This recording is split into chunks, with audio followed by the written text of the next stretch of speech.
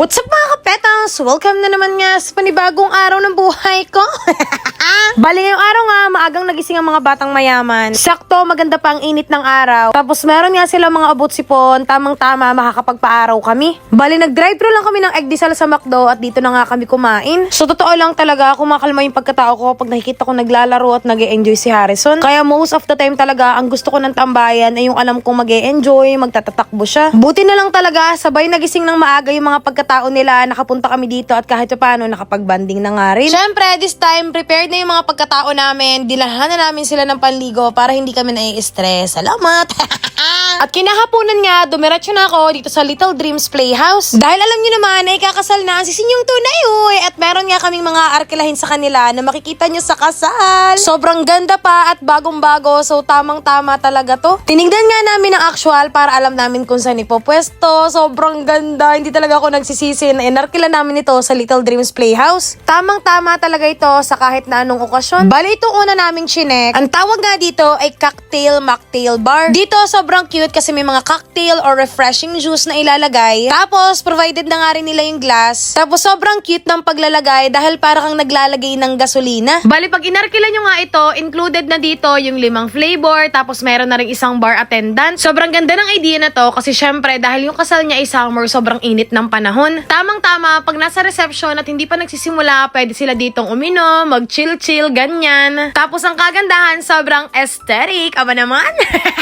At ito nga yung sunod naming inarkila na talaga namang nagulat ako sa sobrang ganda. At dito lang din yan maaarkila sa Little Dreams Playhouse. Alam nyo ba, sa online ko lang to nakikita at first time ko nagkita sa personal. Kung isa ka sa mga taong mahilig mag-reminisce, mahilig tumingin ng mga memories, mahilig mag-save ng mga kaganapan sa buhay, I swear, i-recommend ko to kasi sobrang ganda. Bale, ang tawag naman dito ay video guest book. Hindi pa nagsisimula yung event or program sa kasal. Pwedeng this way, kausapin mo yung mga kinasal o kahit yung nag-birthday, basta kahit na anong event. Dito, masasabi mo yung message mo sa kanila na hindi ka mahihiya kasi syempre, private to, nandito ka sa loob. Tapos magre-record lang siya, tapos napapanood ng mga inattendan mong event. Sobrang ganda, kinikilig nga ako habang ginagawa siya.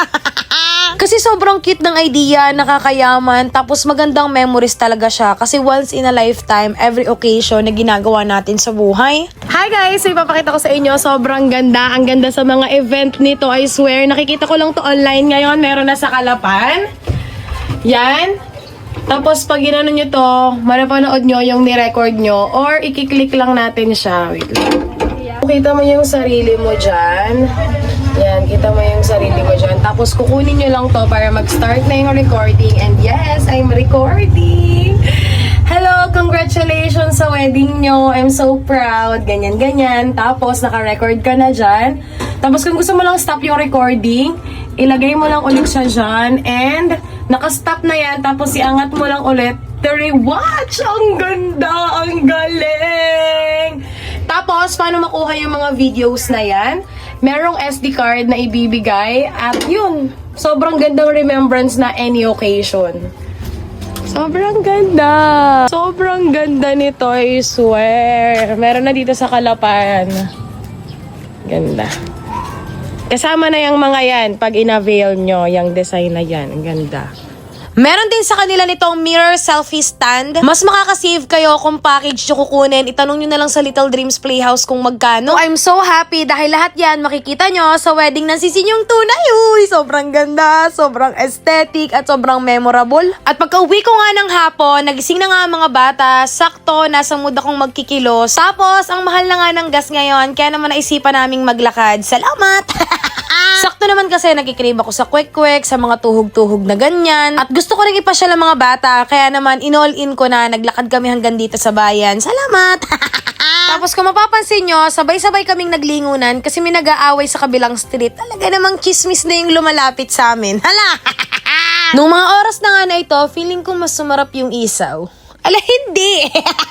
Pero sobrang namiss ko talaga yung gawain namin na ganito. Lalo na nga nung magjowa pa lang kami ng aking asawa. Sobrang banding namin yung ganito. Yung lalabas lang kami, mag-iisaw lang kami sa Gedli. Tapos pagkatapos nun, diretso kami sa kwek-kwek. Kasi yun yung mga favorite merienda ko talaga. Like as in the OG, walang makakatalo dyan. For me, mas masarap yan kesa sa steak. Like legit. Pero ang problema kasi, hindi natin siya pwedeng araw-araw kainin kasi it's unhealthy. Kaya talaga namang namiss ko to kasi ang tagal na namin nung huling ginawa ito. At dahil mahaba-haba na rin naman yung nilakad namin at saka nabusog na ako, syempre kinapoy na. Abay, nagsakay na tayo pa uwi. Salamat!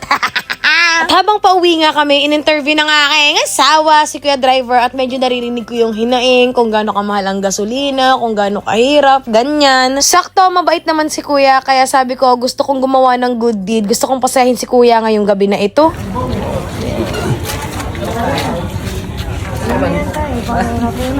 Salamat po. Salamat po. Salamat po. Thank you ka. Salamat po. At sobrang cute nga ni tatay, pero honestly, sobrang nahihiya na talaga akong gawin yung mga ganong bagay kasi hindi naman lahat pare-parehas ang tingin sa pagbibigay. Pero nung nakita ko nga yung reaction ni tatay, sobrang cute, parang gusto ko ulit siya bigyan. Hala! At pagka-uwi nga namin, ito yung first time na pinakain ko si Harrison ng kanin na may gatas at in fairness, sobrang nagustuhan niya at sobrang cute. Basta ba?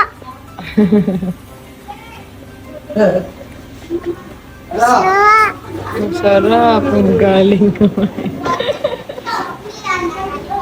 O siya, hanggang din na nga lamang muna. Kung kayo nga hindi ba napapadala lang yaman, ano pa cravings, ano pa ang ginagawa nyo diyan? Basta nyo nakalimutan i-share itong ating video at i-follow itong aking page. Aba naman, sobrang thank you Lord po talaga sa araw na ito. Bukas po ulit ha! Mami, ha, ha, ha. Para sa patuloy na po cravings, huwag nyo kalimutan i-check ang ating comment section at baka ikaw na rin ang manalo ng brand new phone. Salamat!